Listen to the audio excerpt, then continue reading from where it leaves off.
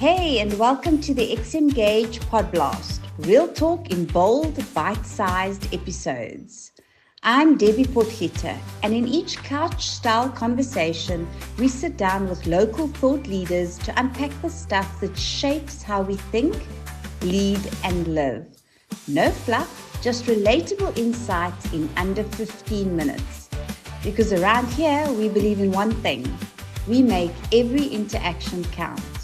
Welcome to XMwize PodBLAST, where real talk meets real life. I'm Debbie Potgieter, and today's episode is one of legacy, of love, and lessons. We're asking, what do we wish we knew about money earlier? And how do we pass that wisdom on? Joining me today is author, mentor, educated, highly respected, much loved Wendy Selebi, who I personally have had the pleasure of working with for a number of years. She is the voice of calm. She is a voice of clarity in a noisy financial world. Welcome to our PodBLAST, Wendy. Thank you for having me, Debbie. It is such an honor, and I count it a privilege to be here. It's a privilege for us to have you. We are super, super blessed. For our viewers and listeners, please note that the insights shared in this episode are merely for educational and conversational purposes and shouldn't be taken as financial advice. Wendy, I want us to dive straight into our first segment. Often you speak about the importance of intergenerational money lessons. What sparked your own money mindset journey, and what kinds of conversations did you wish you had earlier in your life? Thanks, Debbie, for that question. So, growing up, I want to believe that our parents never had money conversations. So it was difficult for them to have money conversations with us. And so even as I was growing up, at home, you watch, and as a child, you become aware that probably here at home, we have more resources than maybe the next family. And you also see how things are done, but no conversations happen.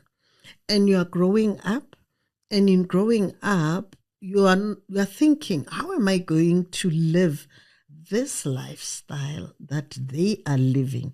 But as a child, you are afraid to ask because it's never been something, that you can do, talking to your parents about money. So I so wish that our parents could have had that conversation with us. The only conversation, by the way, there are two, and they're very funny. They're not formal conversations, yes. But my grandfather, I stayed with my grandfather, and his way of teaching me about money, he used food.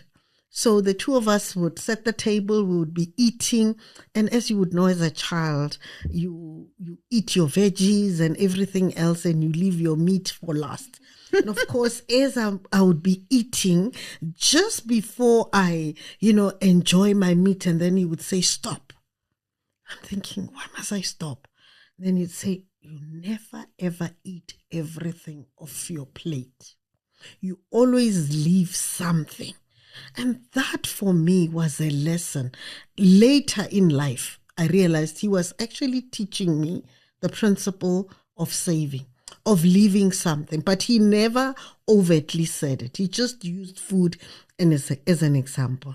And of course, my grandmother, when I started working, the only thing she said is that, my daughter, you must save. And that was it. That is such a wonderful story, teaching money about not having that nice juicy piece of meat, all of it. You had to leave some behind. So many people feel like they're figuring out money too late in their lives and they don't have time to catch up. But there's conversations that can spark it. Wendy, in your example, what would be your earliest money memory that you can think of that shaped your mentorship and how you teach people about money? Yeah. Look, I don't have an early memory except those two that I've just mentioned with my grandfather and my grandmother. And I must say that later on, then when I was reflecting, I realized that they were trying to have conversations with me about money, but they couldn't. And I think one of the other things is that when I started working, in response to your question as well, I would have expected on my first day, probably when I arrive at the banking institution, for the HR person to at least give me brief financial education. It doesn't have to be hectic, but just to tell you the difference between a pension and a provident fund, to tell you the difference of why you should be probably contributing the maximum towards your retirement, and why, those little things. I think those would help so much. And now I'm an advocate for that, to say every young person that steps into a new job should be at least given minimum just wisdom so that they can make the right financial decisions. So I wish, and I think that the title of my book says, I wish someone had told me. And these are the things I wish someone had just told me, because on the first day that I stepped into the Perm Building Society, I made the wrong financial decisions, and they had consequences that I still live out today. Wendy, you and millions of us have done the same thing. And so let's talk about the emotional side of money. We now have the opportunity to tell our sons, our daughters, our grandchildren how to make the right money decisions. So talk to me about what you believe now that you know about money. What would you tell your family around as they grow up and start using money? Perfect question. So my niece has got 2 young ones, and I've taken it upon myself, and I believe everybody that's watching can do that. So I've taught them the value of money. It's very important that we teach the young ones the value of money. And how do you do that when they're still young? You teach them at their level. So whenever they come to my home, there'll be toys strewn all over the place. They make a mess. So I said to them, you know what? When you come here, we're going to have fun. So I made 2 jars, transparent jars. I put their names on. I said to them, because the older one understands money a little, he'll say, can you give me the brown note or the pink note or the green note? The colors. Yes, with the colors. So I then put the jars, and I said to them, if you clean up before you go to bed, then I'll put money in the jars. And so they cleaned up, and I put 10 rands, 10 rands. The following day, they do that. And so they are seeing the money grow. And I would say to them, look at your money. When you came in here, there was nothing. The money is growing. Then you say to the mom, take them to the bank and open an account for them. And that is how you begin to teach the children about money, so they understand that money has got value. You must work for it, and you must save it, and it does grow. The more you do work, yes, the more the money grows. That's the first part. The second part is that I want to then say that I believe that parents should actually kickstart the savings and investment journeys of their children. So what I do now is, when my friends or people that I know have got kids, I say to them, can I contribute an amount towards their saving or investment journey? Instead of buying them dolls and all kinds of things, I contribute towards that. so that even the parents, if they were not thinking about it, it's awakened, in their mind to say, we need to put something away for these kids. That's such an incredible, easy way to do it. I'm always standing at the toy shop, looking at the Lego, thinking, what Lego have they got and what not? And what I should be doing, Wendy, is following your advice and saying, has your child got an account? Let's start an investment saving journey and show them how that works. I absolutely love that example. Many people feel, though, that they can't afford to save. That there isn't enough money to save because living is hard. How do we respond to that, Wendy? What's your view? Yeah, look, a lot of people will tell you, I can't afford to save. I've got debts, I've got obligations. But I'm saying you have to be intentional about putting something away, because life as we know it has got so many events that crop up when you least expect it. And none of us should be caught unaware or unprepared. So I always say to people, if you are using your budgeting tool, the budget, that document that most people don't like using, if you were to meticulously apply wisdom on your finances, you can even start saving with as little as 50 rand. There's a myth out there that only the rich can save and only people who earn lots of money can save. But I'm here to dispel that, to say as little as 50 rands can kickstart your investment journey.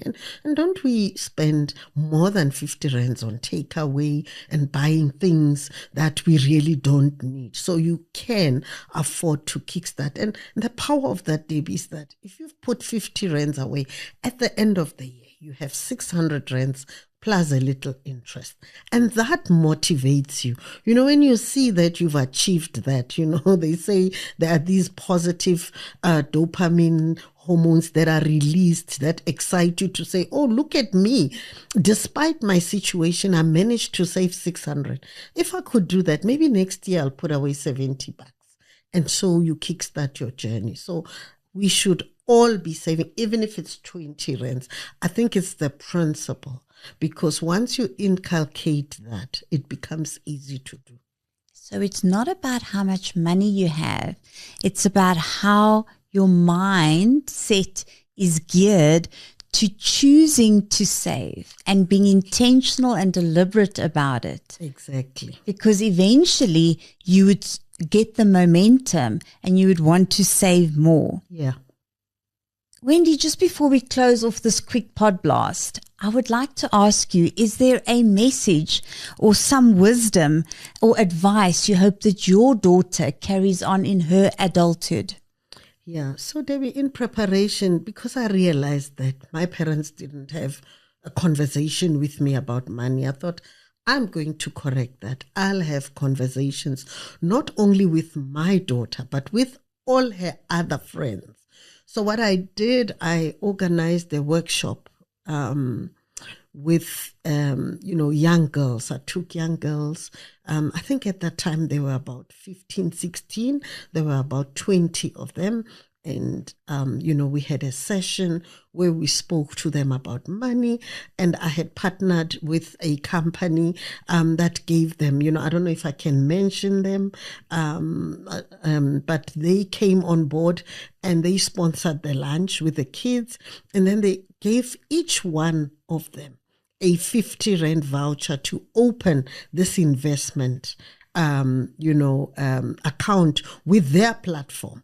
And of course, the girls were excited. They opened those accounts, and I was always encouraging my daughter to put money in. And I can tell you, my daughter now invests very well. Because of that, and I want to believe even the friends, one is overseas, she continuously calls me to say, where should I be putting my money? How should I be investing? So I want to encourage parents that we need to plant those seeds. And as we water them, they'll definitely germinate and grow. And so my daughter's investment journey is just so amazing.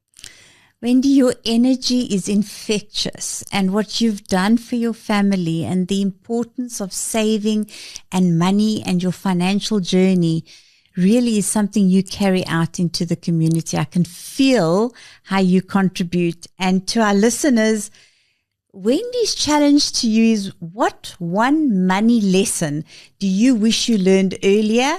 And what are you now going to pass down to the next generation?